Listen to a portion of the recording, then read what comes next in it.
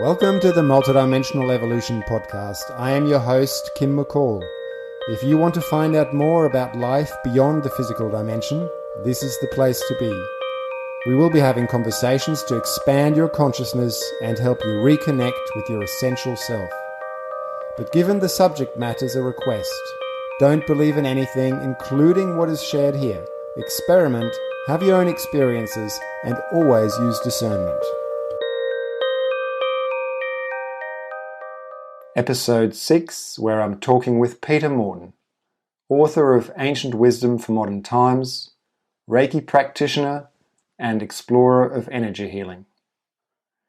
I think you will really enjoy hearing Peta's story of how she went from a materialistic and discontented person to someone who dedicates her time to energy healing and enthusiastic explorations of all elements of the spiritual nature of life. It sounds like she literally got a wake-up call from a deeper part of herself, and a whole lot of synchronicities and profound expansions of consciousness unfolded once she acted on that call. Peta explains Reiki, describes some of the visionary experiences that have come to guide her life, the study of Cymatics, in which energy frequencies are made visible, and much more. And I encourage you to stay on after what seems to be the end, because we actually come back to demonstrate one of the phenomena discussed, which is sound effects captured by computers during distant healing via Skype. So a couple of days after our chat, we connected again, and Peta spent about 5 minutes sending Reiki to me and anybody else who might be listening to this. And while this is happening, you can hear some enigmatic chirping sounds. So make sure you stay tuned till the very end.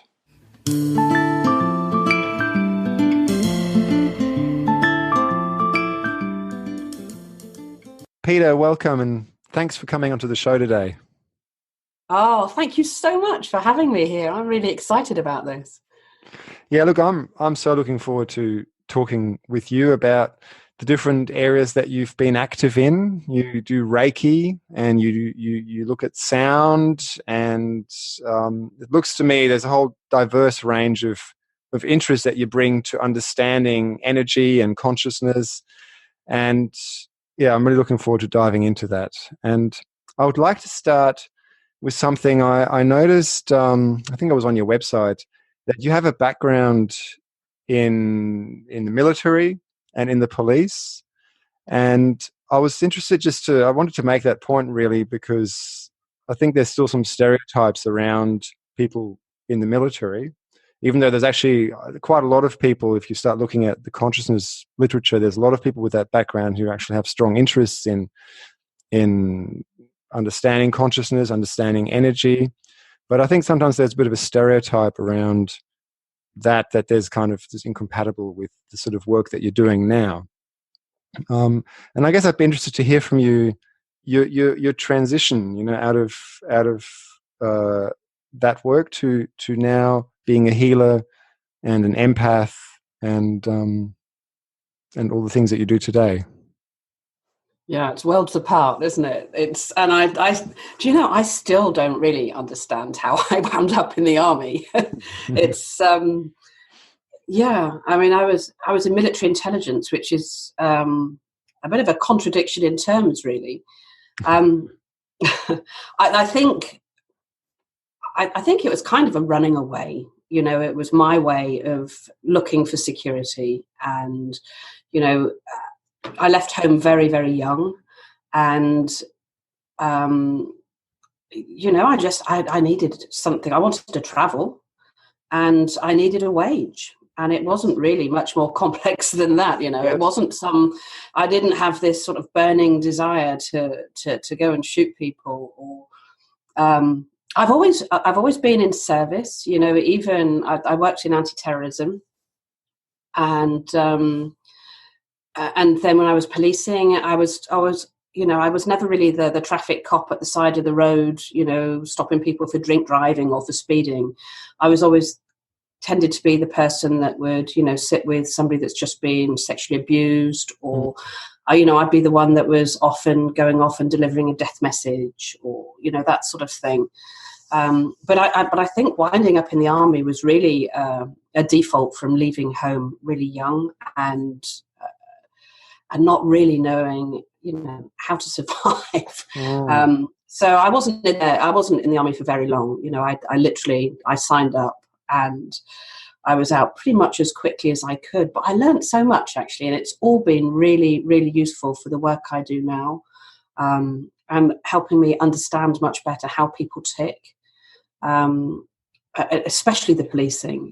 How that whole victim mentality, understanding that offenders are really still people as well. And having been able to have compassion for some of the people that have found themselves in really difficult situations, on both sides of we talk about victim and offender, but it's much more complex than that. So actually, it's been a really useful process for me.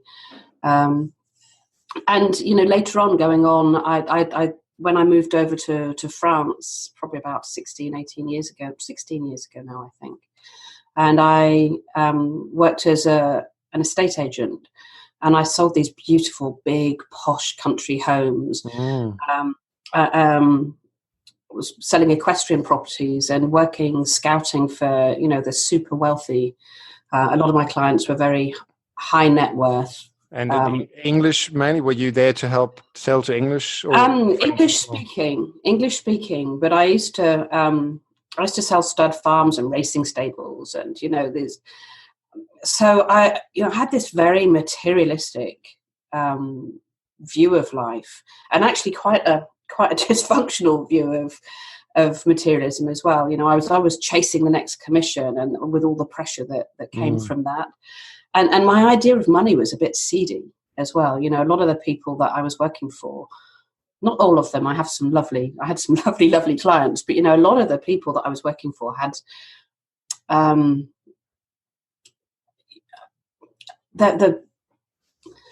have to tread carefully with what I say here. A lot of the people I was working for had gain their money in ways that I found quite distasteful, through banking and fracking and exploiting other people. And so it gave me quite a dysfunctional view of what money was as an energy. For me, it was quite interesting, actually. I did an exercise a while back on, we had to personify money. And it really was, for me, money was this white supremacist. Right. And so, that as well has given me a whole different perspective on things, because, of course, today I know some amazing people who do fabulous things with money. Yes. And really contribute a lot and help a lot. So, it's all been, I think I've been exploring polarities, really, looking at one view and thinking, okay, well, what might that look like instead? What can we do with community, and what could we build with those sorts of energies? I liked what you said about, like, with the money. I think that is a trap that we often fall in, that we judge it by people who gain it through ways that are perhaps not ethically aligned with where we would like to be. That's what I wanted to say. Yeah. And but really, it's an energy, right, as you say, right? And it amplifies if people are ethically creating beautiful things in the world, they can make a lot of money. And if people are unethically exploiting others, they can make a lot of money that way. And it's not the money that is the issue; it's the underlying intention and motivation. Intention, absolutely. Yeah, and that's kind of how I got into this work. Is I spent my whole life very fear-based, not a fearful person as such. In fact, quite the opposite. Quite assertive, and lots of action, and very competitive, and quite a poor me sort of person. I was probably that woman that you didn't want to bump into in the supermarket on a Sunday morning, You wouldn't want to say, "How are you?" to me, because I'd have told you, and it was never good. I was that, just a real moaning Minnie. It was a habit. I just learned this way of responding. Any opportunity, I'd tell people how awful my life was and what was wrong, and didn't really see anything, any opportunities or anything good in life. And so I got to a place which now I can see was kind of a thing of my own making. Yes. But I got to a place in my life where really nothing was working. And, relationships were breaking down. My business was really struggling, financial challenges. I had cancer, and so I had a long battle with that. And then at the end of it, a silly thing, but I had a pony. We were really massively into sport ponies and competing, and she became way too valuable, and so sort of she was placed with another family, and that was kind of the crushing of all my sort of dreams and ambitions and things as well. So sort of every aspect of my life just disintegrated, and must be very it really hard. was. Yeah, but I think it's very common. It really is that dark night of the soul. It's that stripping away of all the levels of the ego, really. Everything you'd previously identified with. And, even just silly things from your kids growing up and leaving home. And, all these labels we give ourselves. I'm a competent professional and I'm a mother. And they all, my kids went to uni. And so you lose all these things that have sort of formed the basis of your life. And they all went in one go, and it sort of left me parked up at the side of the road shouting at the universe.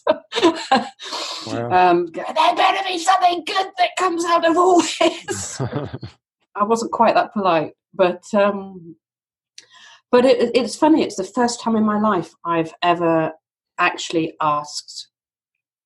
I still struggle with the labels we put on this stuff, but I asked for something bigger than myself to help. You could say I prayed, I formed an intention, however you want to word it. But it's the first time really I got to a place of total surrender. And I said, there's got to be something that comes out of this that actually is useful and does good for other people, rather than myself.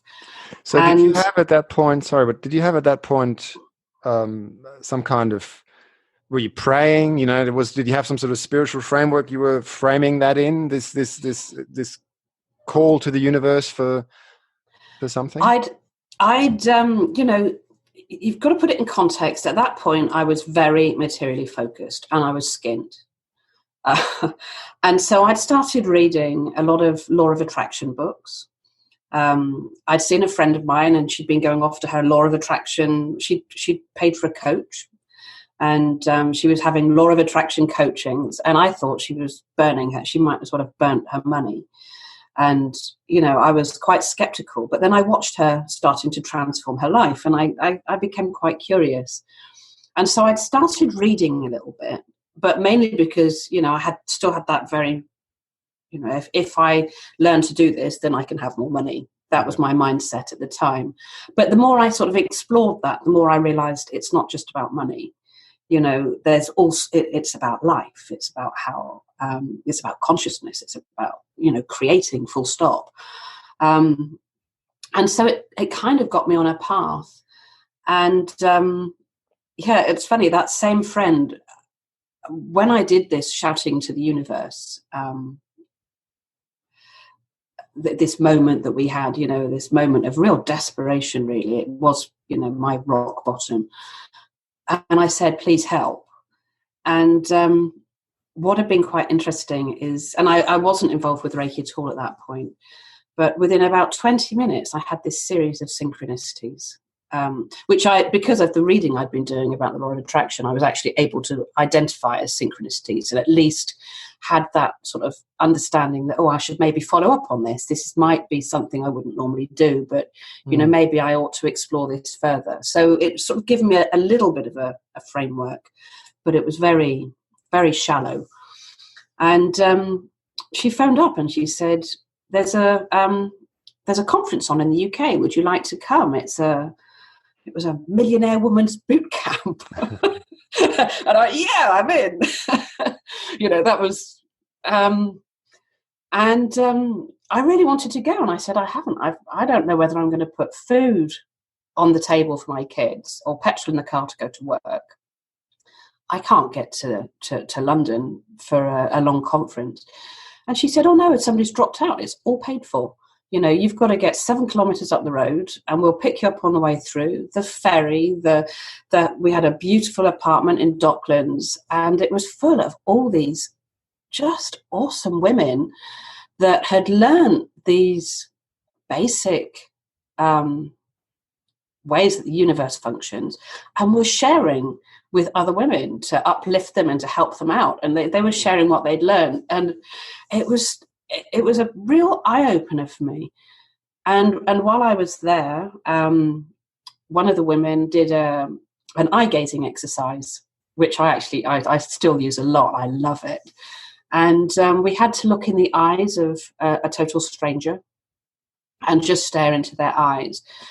And that was a bit strange for me because I'd kind of anticipated going and, I was going to learn to market and to do business and to make contacts and network. And it never dawned on me that there was anything even vaguely spiritual about all this stuff.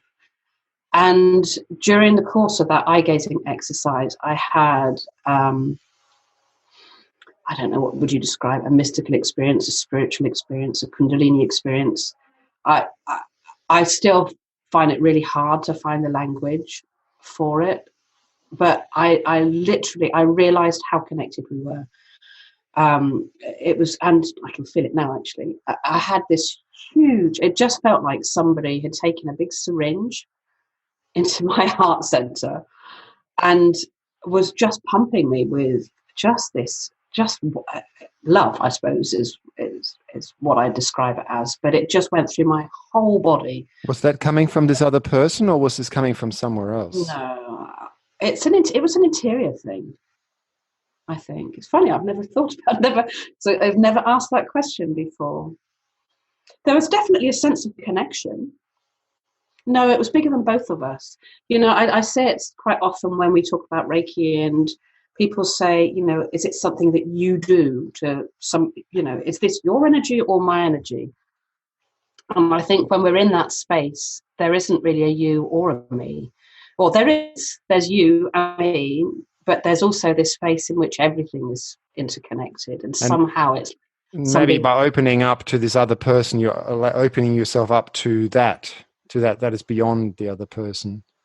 Yeah, I mean, I definitely had a sense of like the cosmos and the universe in her just by looking into her eyes and realizing that and yet it was somebody I'd not even spoken to her before. She was a total stranger.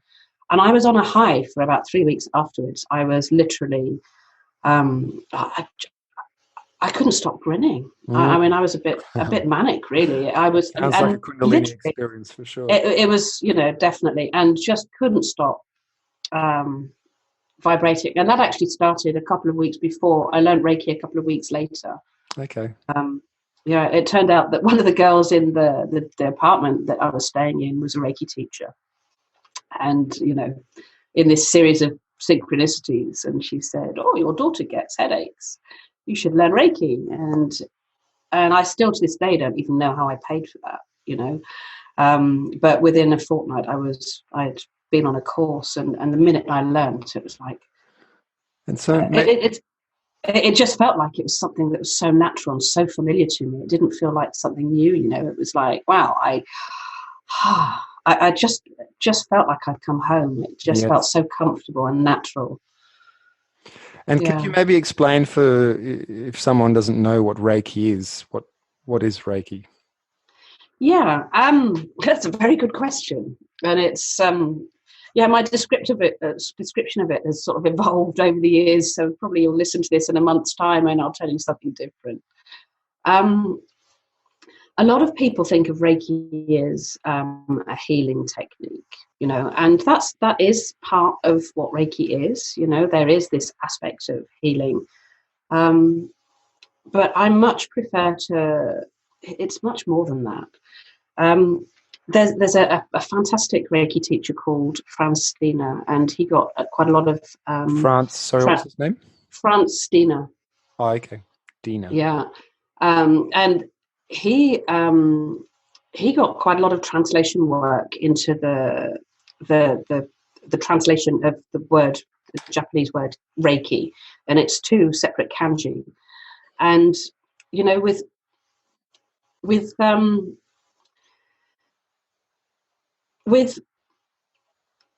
like from English to French, if you were to say a door, it would be a porte. It's like one word means another word. A window is a fenêtre. But in Japanese, it's much broader than that. They talk much more in terms of concepts and ideas, and they give a much broader sense of something. So if you were to look at the word ray, it describes, you'd find, if you could pick up 13 different dictionaries and you'd get 13 different words. So you'd find words like pure and divine and benediction. Is that an English word? And cosmic, universal, spiritual, soul. You get all these wonderful. So that gives a sense of what this energy is. And then the key is more that idea of movement, more of a process. So that talks, you get a lot more words like the breath, energy. Which is why when you go on the internet, you'll see different descriptions of Reiki. You'll see universal energy, but it gives a sense of like an ongoing process of something that's continually moving. And so it's you've got this wonderful life force energy. It's that thing that keeps us alive. And so do you put your hands on people because a lot of Japanese modalities work with that energy, don't they? Like the acupressure and shiatsu and other disciplines, Jinshinjutsu, they all work with this energy. How do you work with it in Reiki? Do you put your hands on a person or? Yes and no. Because ultimately I think it's pure consciousness. It's life force energy.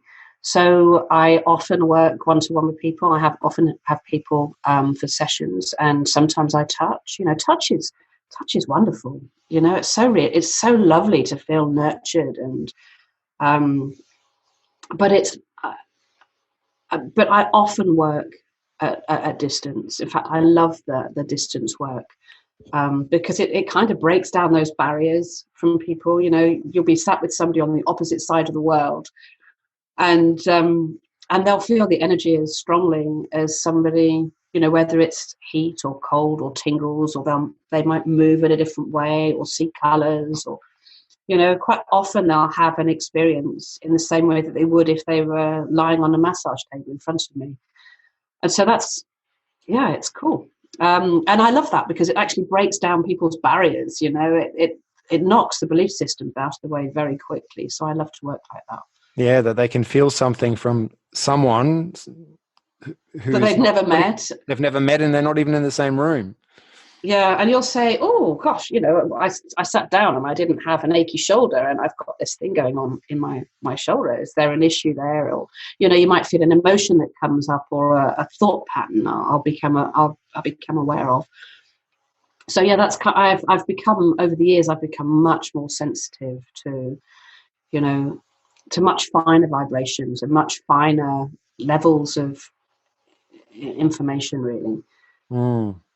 And look, you have this really great video on YouTube. I highly recommend that you tune into this. If you're listening to this, tune into the Geometry of Love video, where you show a number of healings that you've done through Skype. So there's a person on the other side.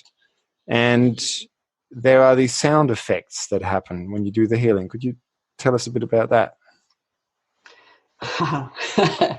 Yeah, this has been a real journey, actually.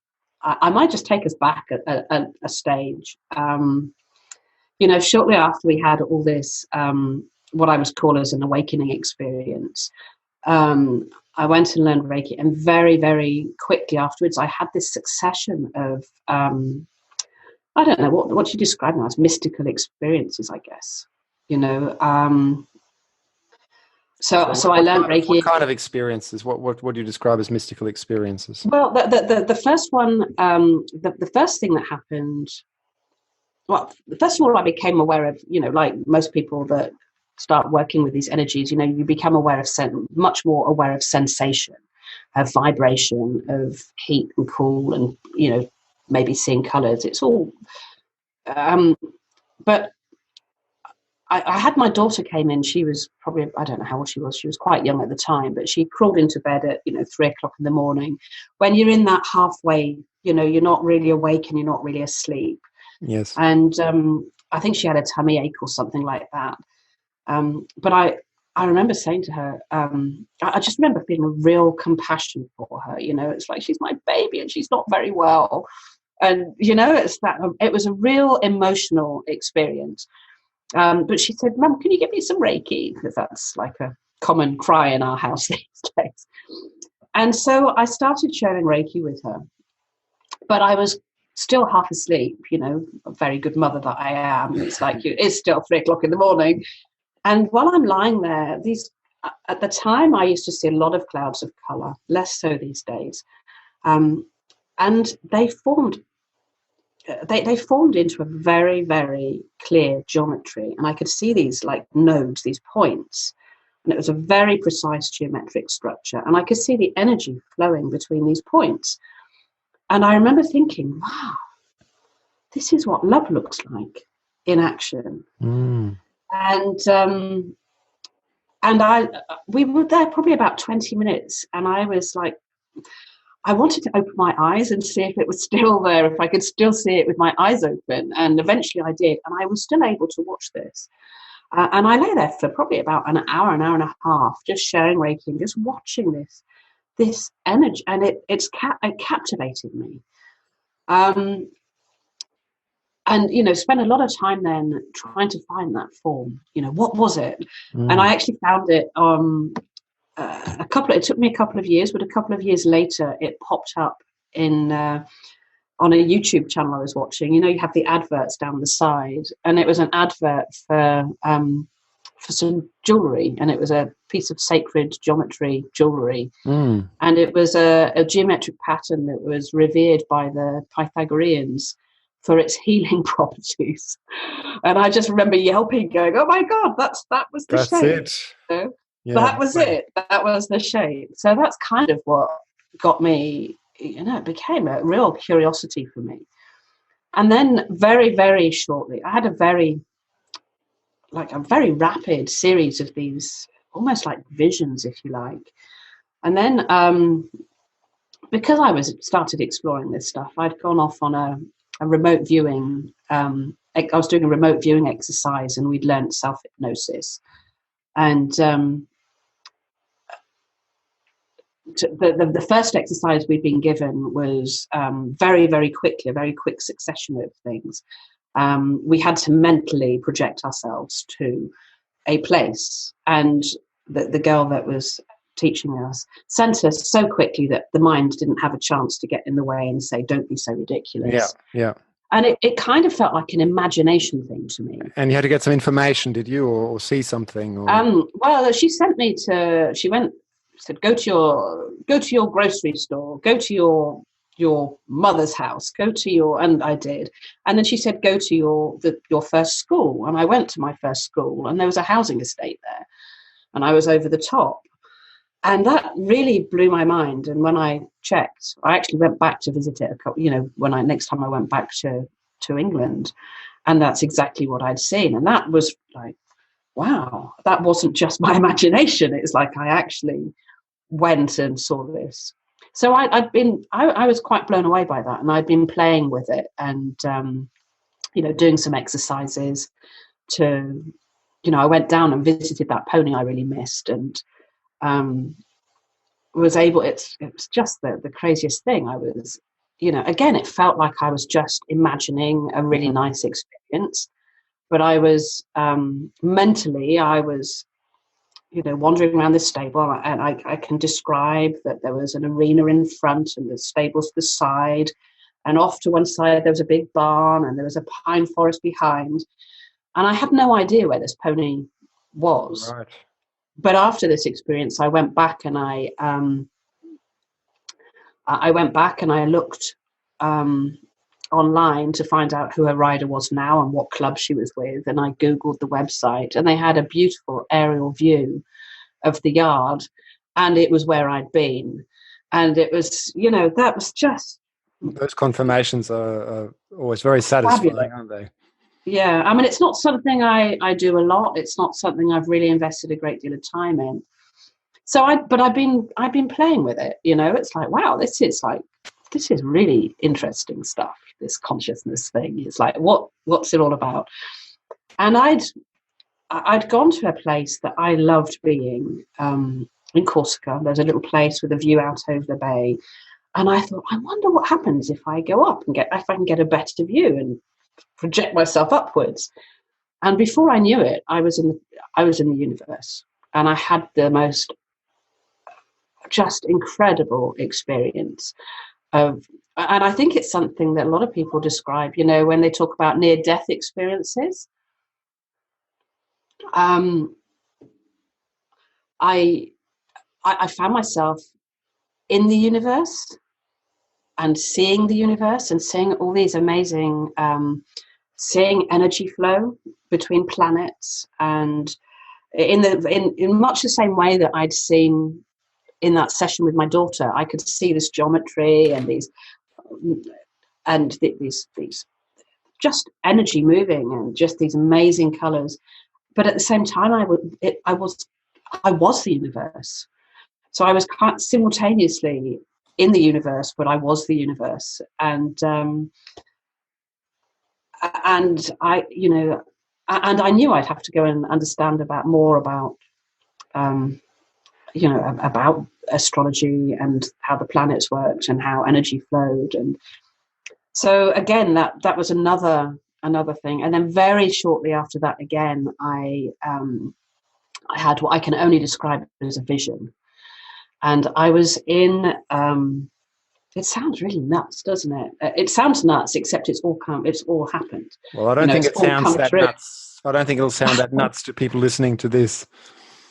Yeah, it's, I've always been this left brain, a very sensible, mature, professional person. And here I am, having all these freaky experiences. But I think that's kind of important too. I'm not some hippie weirdo. Absolutely. And you're in very good company. There's actually so many people have these experiences from all walks of life. And we just don't talk about it very much. And I think that's why they still continue to be, that we judge ourselves and we go, oh, this must seem weird. But really, there's so many of us that have this. So I think it's really important to have these conversations to make it. Yeah, so do I.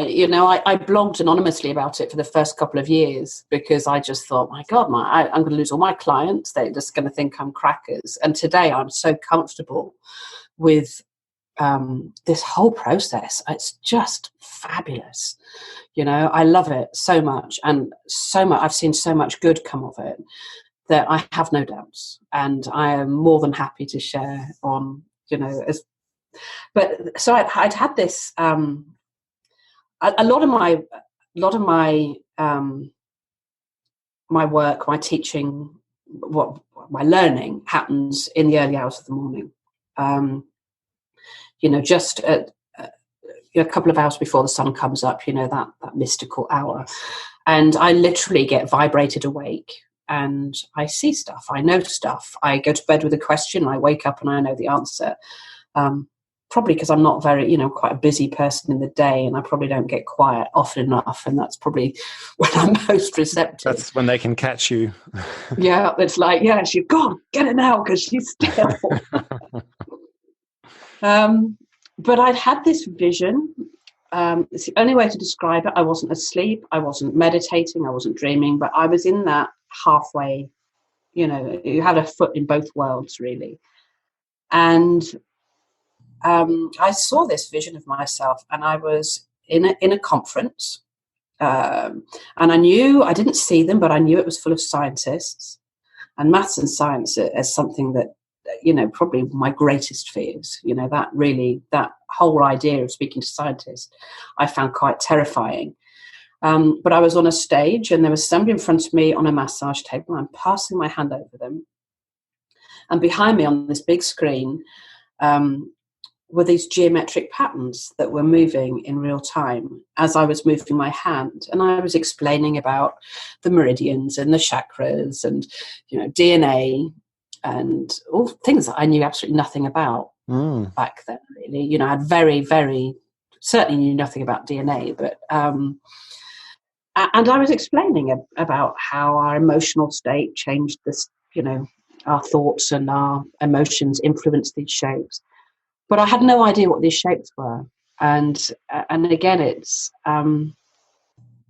stayed with me. It's really, it's like a worm in my head, that vision. And today that's actually what I do.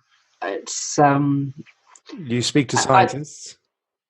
I talk in conferences about cymatics, and I had no idea what cymatics was. I was just, again, this doesn't happen overnight. This was 2 years later, and I'm sat in this room, which this house used to belong to my mum, and I'm sat by the fireplace behind me, watching YouTube video, and I was watching TEDx talks, and there was a guy gave a talk on cymatics, and I went, oh my God, that was what was behind me. And it's like, that's how energy works. That's how consciousness moves. And I've been obsessed with it ever since. Well, I'd never heard of cymatics until I read your information and I had a quick look. So maybe you could explain, what is cymatics? Yeah, cymatics is it's the study of sound and vibration made visible. And there's all sorts of ways you can do that.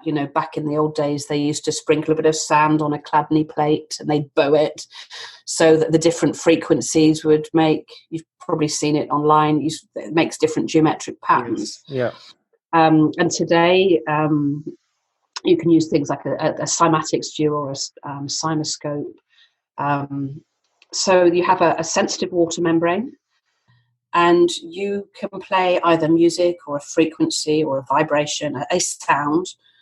You play a sound through, we plug an MP3 into it, is the way it tends to work these days. And obviously sound makes a vibration. It has a vibration. And the frequencies vibrate in a certain way. And what happens is you can put a bit of light across on the top, so you can actually see what's going on. And you play the sound goes through this sensitive water membrane, and what you find is it just forms the most amazing geometrical patterns that are constantly morphing and changing depending on what frequencies and what rhythms. So if you play a single frequency, will it kind of take a shape and then stay in that shape? And then they tend to keep moving. Okay. They always say man never puts his foot in the same river twice. But there are definitely common, this sacred geometry, the sort of stuff that you see in church windows, and in the Kabbalah is represented a lot. And I'm actually really interested in the times that it's not represented, what's going on then that makes it really discordant, and, why, what happens when we're not getting geometry forming. And it made me think a little bit, just reading about it, made me think a bit about those experiments with the water. Have you seen those where people infuse water with intention, the thought forms and the crystal structure? Yeah, the Masaru stuff is very, very linked to it, and certainly thought and emotion has been it's definitely linked. I have no doubt in my mind that that's what we're seeing. So it's been really interesting. We've been so I kind of knew that this is how we were going to visualize Reiki, and but I had no idea about how to, Reiki is a silent thing. It's like, it's quiet. There's no noise to Reiki. It's how do you get that? And so I tried for a long time. I contacted people in Switzerland, and I looked at all manner of technologies and couldn't work out to do it. And the funny thing is, again, I asked. I don't know why I didn't do it sooner, but every morning I have this little ritual where I set my day. I form my intention for the day. The things in very general terms. And I actually said, how on earth am I going to get? No, I could go back a step. I'd actually phoned John Stuart Reid, who's a world Cymatics expert, and said to him, John, you're going to think I'm nuts, but I really think we can see Reiki in this form. And he said to me, yeah, I'm quite sure you're right. He said, just get me a sound file and we'll see what we can do. And it was like, well, how on earth do you get a sound file of Reiki? Because it's a silent process, albeit internally. I often hear frequencies and rhythms, and there's a lot going on. I think that it's not an external sound; it's an internal sound. In fact, I quite often wonder at people who have tinnitus. Are they just hearing their own energy? Well, people talk about the Om sound is a representation of the universal energy field, isn't it? That's the principle, and whether that's you can tap into that, right, and hear it, or hear different variations of it, perhaps at different times. Yeah, and I've noticed as well, because I've spent a lot of time becoming aware of these inner sounds, and I've realised that they change depending on how I'm feeling. They change depending on my emotional state. And I can change that with my thoughts. I can change the frequencies I hear just by changing changing what I'm thinking about. And, if I'm angry, sometimes it sounds like I've got a combine harvester going through my head. And it's like, oh, I better start paying attention to what's going on internally. And, I can flip. If I change my way of thinking or my way of feeling, it changes those frequencies. And I've also noticed as well that, the more I become aware of this stuff, the more I've realized that there is a link with the planets and the movement of different, constellations. I've got to a point now where, I can lie in bed and I'll before I've even put my feet on the floor in the morning, I'll be lying there thinking, God, I feel really irritated. It's like, ugh. And it's like, I have no reason to be feeling in a bad mood or irritable, but there's this sensation in my body. It's a vibration. It's a vibrational state. And because I've started really paying attention to that, I can start making the links with, oh, look, there's Mars. It's up there at the moment. And it provokes a very fast-moving, fast-vibrating, high-frequency energy that makes you want to move. Whereas, you could have another day and there'll be this, I just feel like, boof. I just heavy. Really down and heavy. And it's like, oh, look where Saturn is. So I'm actually starting to make the links between, or you might be with somebody else, some other people's energy, and just. Well, that's where I tend to go. I mean, my thoughts with those sort of changes in my own energy, unusual, or that don't really seem to relate from anything that I've done myself.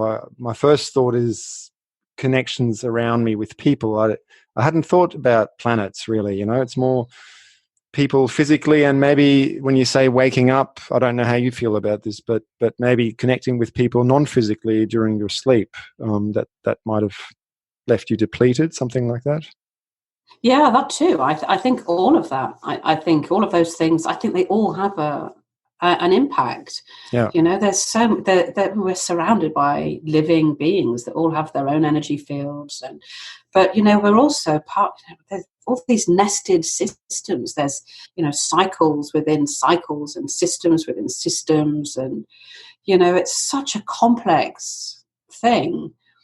But I've just started really paying attention to that stuff, and I just find it's fascinating, and just looking at the larger cycles of things. You're seeing all this disruption on the planet at the moment, and asking those questions. Well, why is that? Why is everybody feeling that way? Are we just winding each other up, or is there a larger cycle, that vibrational state at play somewhere? People have prophesied these times for, centuries ago. I don't think it's so random. I think there's something we can learn from these vibrational states. So I'm sorry, I got completely sidetracked, but there's the cymatics. I started, I asked, is what I did. And I said, well, how on earth do I get an audio tape of this? And it was, again, pretty instantaneous. Somebody phoned me up for a session, and I got the idea, these random ideas that pop into your head like they were my idea. Yes.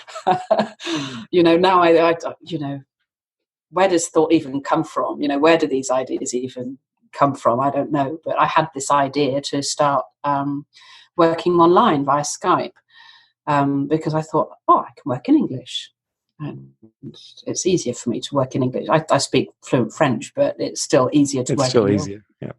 Yeah, so I ended up working in working online with people, and what I found was, as soon as I started working on Skype, these sounds started coming out of the speaker of my computer. So you could have a completely normal phone conversation with somebody. For 20 minutes we'd be talking like we're talking now, and the minute you consciously decided to start sharing Reiki, these sounds would start, and like vroom, vroom, vroom. Fascinating. Very. If anybody wants to go on my YouTube page or on SoundCloud, I've got a page. All sorts of different sounds and different. Sometimes they're very high pitched, very rhythmical.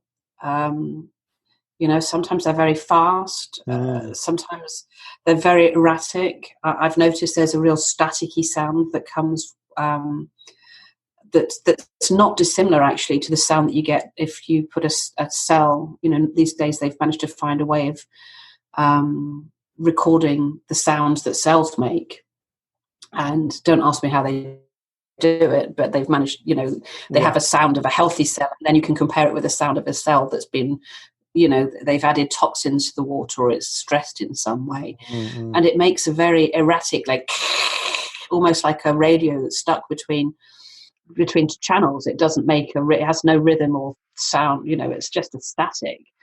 And I've noticed that coming up in a lot with people who are very stressed, or who have bone conditions, or certain types of cancers and things. So I'm starting to make the links between some of the sounds, and it's early days. I'm still ploughing my way through it, and maybe I'm reading too much into it. Maybe it's just.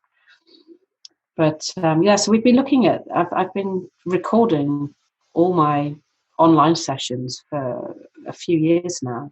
Yeah, and it's and then we've been running these sounds through a cinescope and seeing what comes out, and they just make these amazing geometries, or they don't, which is even more interesting. When you get this staticky sound, it seems that it's not capable of making any geometry. It's just there's no structure to it at all. Or if there is, there are lots of holes in it. But it's early days. I wouldn't like to say that's definitively how that's going to wind up, but it's something I'm certainly interested in doing a lot more of. It's fascinating. It's a fascinating area of study and exploration. Yeah, no, it really is. And I've even found that in some of the sessions, if there's a if there's a lot of emotion involved, quite often I'll actually hear I've actually managed to record my thoughts. I was going to ask you about it, because we haven't actually spoken about your book at all yet. And your book is called Ancient Teachings for Modern Times. And in your book, you do talk about, there was a passage there where you mention about hearing your thoughts, like you've thought it, and then somehow you record the audio. And I was actually curious to hear more about that. I think that's what you're referring to now, right? Yeah, it was a really oh wow, you read my book. I love that. No, it was I had a session with a girl, and this is right at the beginning of when all these experiences had started up, and I realised that this wasn't a one-off. The first sound that came up, and then I got on the phone to a load of friends and said, help me out, do a Reiki session with me, quick, this is really exciting. and then, but most of them tended to be other Reiki people that I started experimenting with to begin with. So I got in touch with somebody who I didn't know, I had no contact with, and she'd had no experience with Reiki. I wanted somebody that was completely independent and neutral, and I wanted to see if it happened. And she was really quite freaked out by the sounds that were coming out from her speakers. She was off in the UK, and I'm here in France, and we're both on our own, and I've got the video of it. And she kept, I've kind of become, if it's possible, it's become quite normal for me now, working in this way. It's just something that's just one of those things. And I'd got quite accustomed to people falling asleep or meditating and becoming very relaxed. And she wasn't. She was freaked out by the noises, and she kept looking at her speakers, and then she'd look at me, and then she'd look at her speakers, and she'd look at me. And I found it quite uncomfortable. And emotionally, I was getting quite ruffled. And in my head, I know I yelled at her, relax! I was like, for God's sake! But I remember very vividly this word. I shouted at her internally, just relax, for God's sake.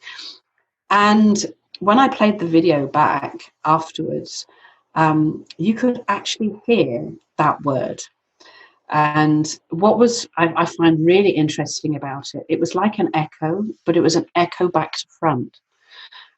So it started very quiet, it was almost an indistinguishable noise. And then you heard, relax, relax. So it actually amplified. And I played around with that at home. I would love to do this in a lab. If anybody listens to this, I would love to try this and replicate it. And I found I spent a while getting friends to give me a word to throw into, give me a word and I'll see if I can make it come out in the recording. And I found if you just gave me a random word, like banana, because I knew what I was looking for, I could vaguely detect it. But what happened is when there was emotion involved, it was almost like I'd put a big set of stereo speakers on it. And again, it's just one of the things on my list of things I'd like to explore further, but I just haven't had time to do. But I think that could be really interesting too. I really do think, these thoughts have an impact on that wider space, the frequencies that are around us. There is something. The old mystical teachings say that thought is a thing. Thought is as much a part of the physical world as the table that or the chair I'm sat on, or the body.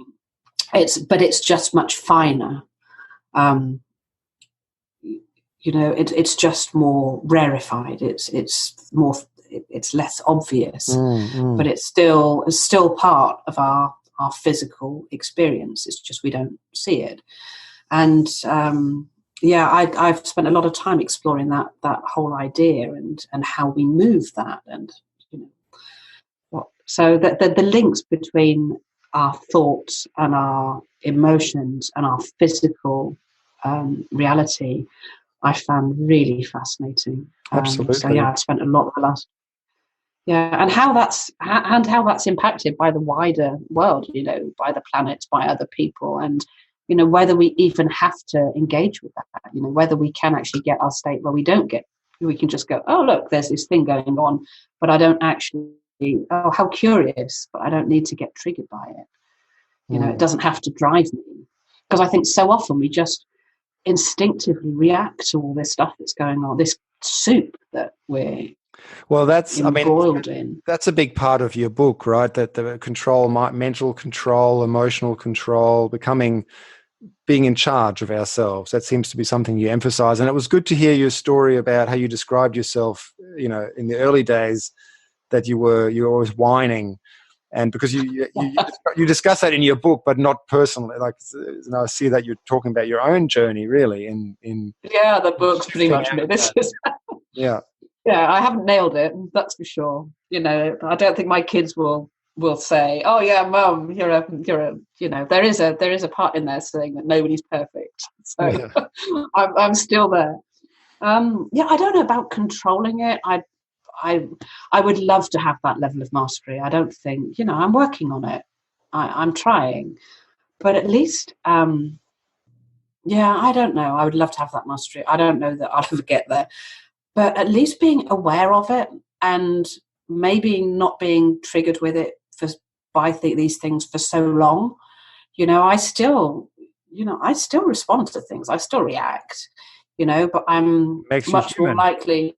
Yeah, but I'm much more likely to lock myself in the toilet for 20 minutes than I will to go and fight with somebody now, or I'll take myself off for a stomp around with a dog.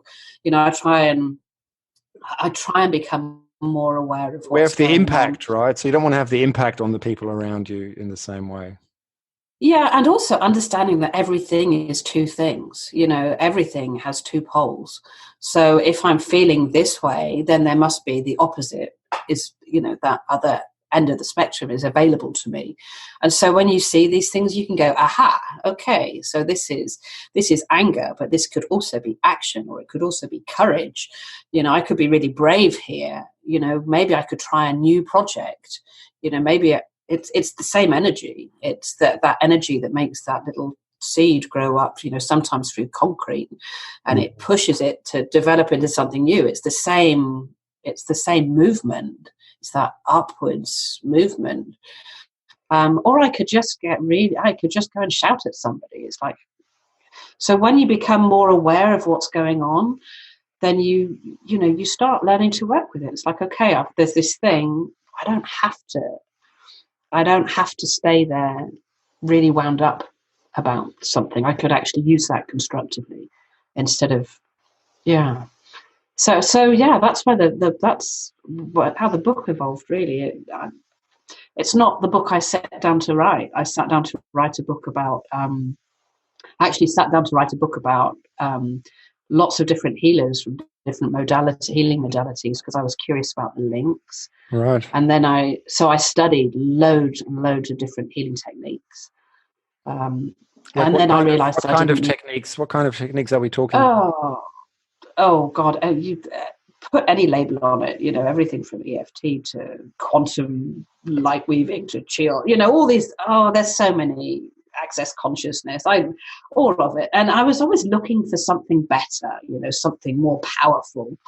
What's the next powerful technique? And then eventually it dawned on me that I didn't need any of those things.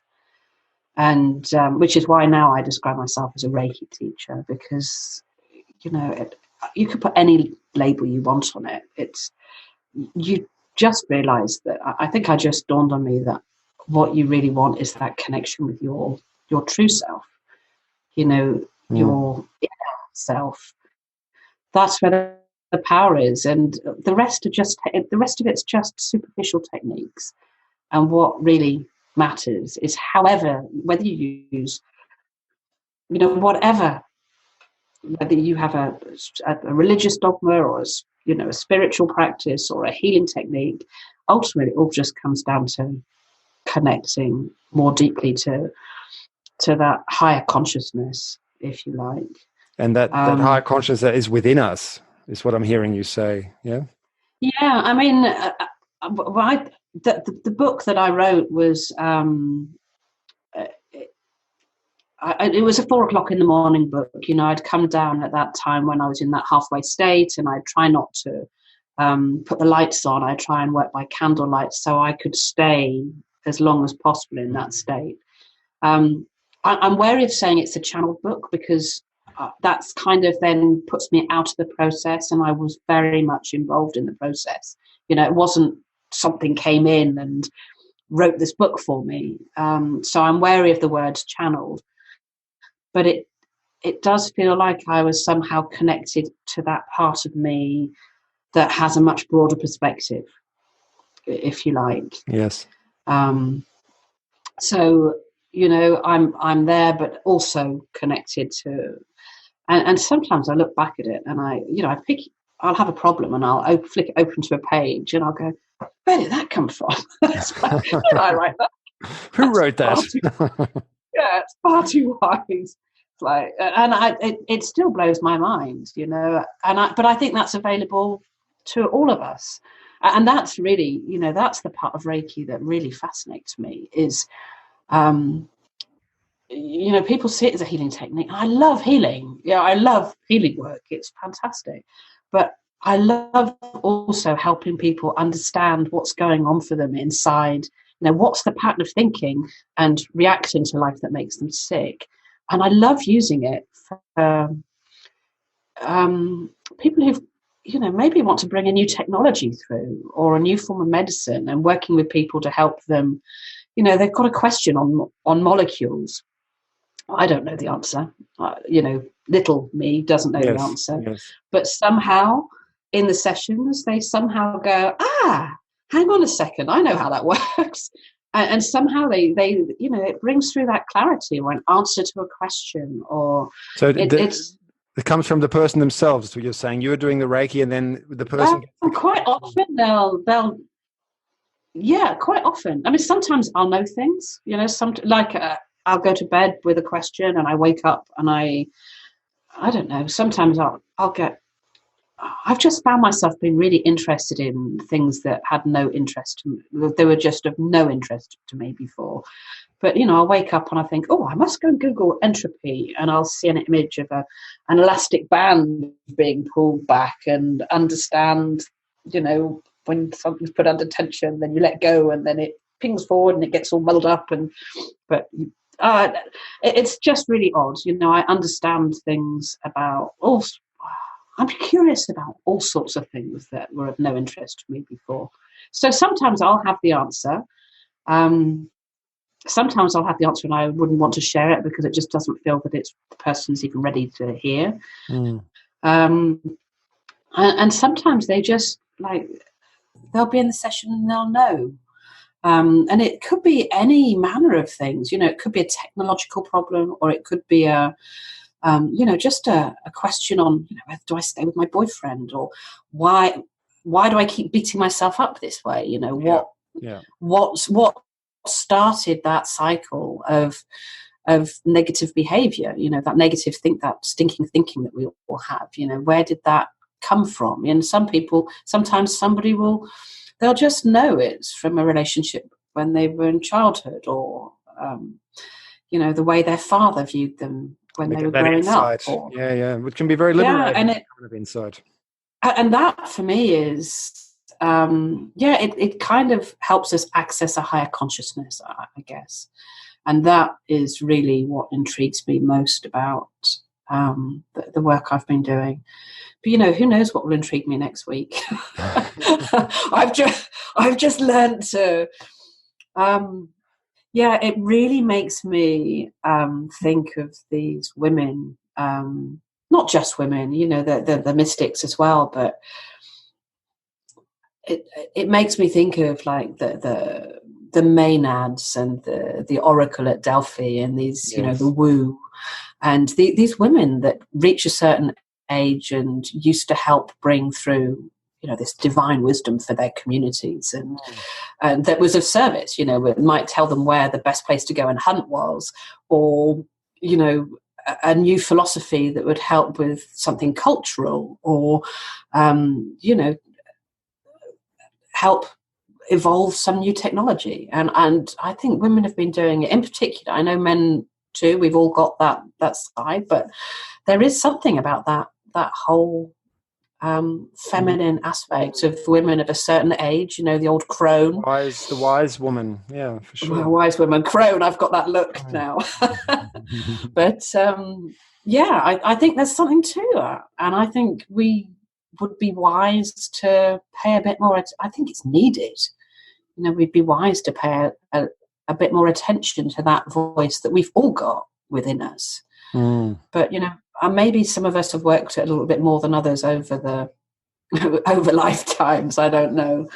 But it feels like it feels like more of a remembering. It feels like something that I kind of, yeah, it's an odd thing, but it feels like it's something I've known how to do before, Yes. and it's like, yeah, this makes sense to me. Well, I think, I It's mean, this is for so many people that have these experiences, it's often more like a homecoming, isn't it? It's like you're coming back to something that's familiar. Rather than discovering something new, you're rediscovering something old that you've always known and forgotten for some. yeah.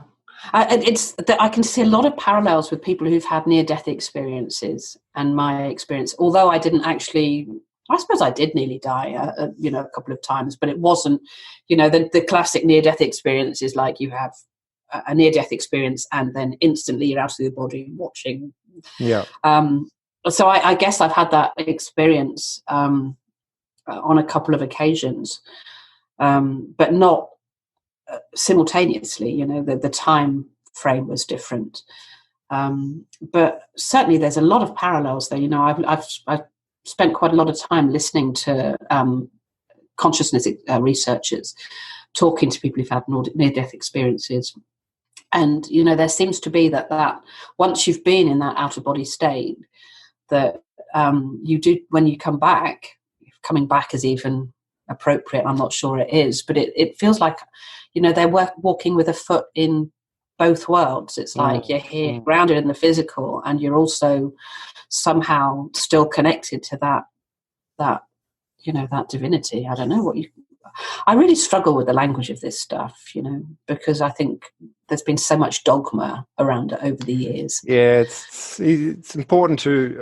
avoid the dogma, isn't it? And yet still feel relaxed in talking about the Yeah, and that's really why I wanted to write the book, that I wrote, because I wanted people to understand that even though these ideas have been there through the centuries, and they're the same themes that go across all traditions, whether it's Hindu or it's Christian, or it's Native American, or Wiccan, these pagan traditions. The same principles apply, and I wanted to put it in a context where it's available to everybody and easily understandable to everybody, and not just a bunch of Masons. Yes, exactly. So, and understanding that we can use this stuff to really enhance our communities, and to just create a much lovelier life, a much simpler life. Yeah. So that's why I wrote it. And yeah, look, well, it's lovely, and we are really just about out of time. So if you would like to let people know, where can they find out more about your book, about your work? Maybe somebody's curious in having some strange sounds coming through their speakers while they get a Reiki session from you. Yeah, by all means. There's quite a lot of information on my website, which is petamorton.com. It's all lowercase and PETA, petamorton.com. And the book is out. You'll find it on Amazon, Ancient Teachings for Modern Times, The Way to a Rich and Deeply Satisfying Life. It's available for pre-order in all the good bookshops and on Amazon, and you'll find it on my website. But I really enjoyed this. Thank you so much. No, thanks for coming on, and I'm looking forward to, I'm sure there'll be more books coming from you. So yes, I have a feeling this is just a foundation. I think you may be right. All right, thanks, Peter. Yeah, thank you. As I said in the intro, Peter and I got back together a couple of days after this conversation and recorded a short Reiki session. As you listen to this, I invite you to treat it as a meditation. Relax, stay mindfully present to your body, and allow yourself to receive the Reiki. For me, the effects of the Reiki included an activation of the crown chakra with a light but tangible and pleasant tingling sensation that gradually moved down to affect the entire upper half of my head. While the Reiki is happening, you will be able to hear the kind of sounds that are regularly produced during Peter's distant healing sessions. I can confirm that there were no sounds when we started our call, and as soon as the Reiki stopped, the sounds stopped. I actually thought during the session that Peta must have some birds at her home, because it sounded to me like chirping, but she assured me that she had no birds and nothing else was causing these effects. So what you're hearing is the sound of an energy science has yet to understand. Yeah, so what I thought we could do is if I just do a very short meditation, and I'm going to form a very general intention. I don't like to have anything too precise, that you, Kim, and me, and anybody else who's listening to the podcast, either right now or in, weeks and months ahead, that they receive whatever it is they need that's perfect for them right now, and that whatever's needed to nurture and support them and to give them a sense of well-being. And then what I'd ask is that you just, it's probably better if you shut your eyes and you pay attention, just notice without judging it in any way, what you're feeling in your body. Sometimes some people might see colours, they might have imagery, they might have thoughts in the head. You might notice a tingle. You might notice a tingle. You might notice energy flowing through your body, contraction, heat, cool. Some people won't notice anything at all, and it's all fine. It's just a question of being aware of whatever it is that's going on for you right now. And then I'm just going to just start sharing some Reiki, and we'll just sit quietly for a little while.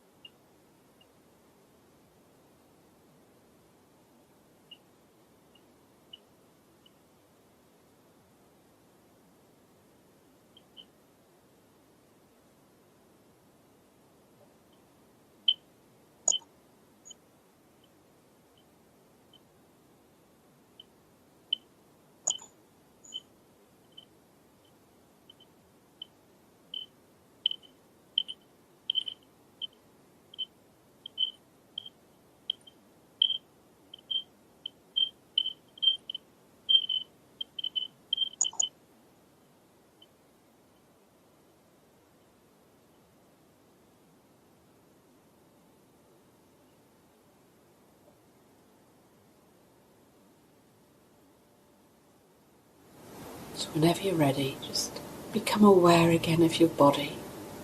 Just feel the weight of your body in your chair, your feet on the floor if you're touching the floor. Just with your fingers and your toes. And then whenever you're ready, come on back.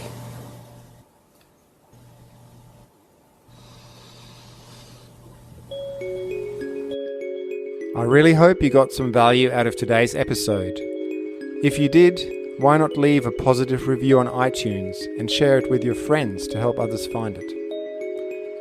The tune seeing us out is Axel Teslev's Akasha.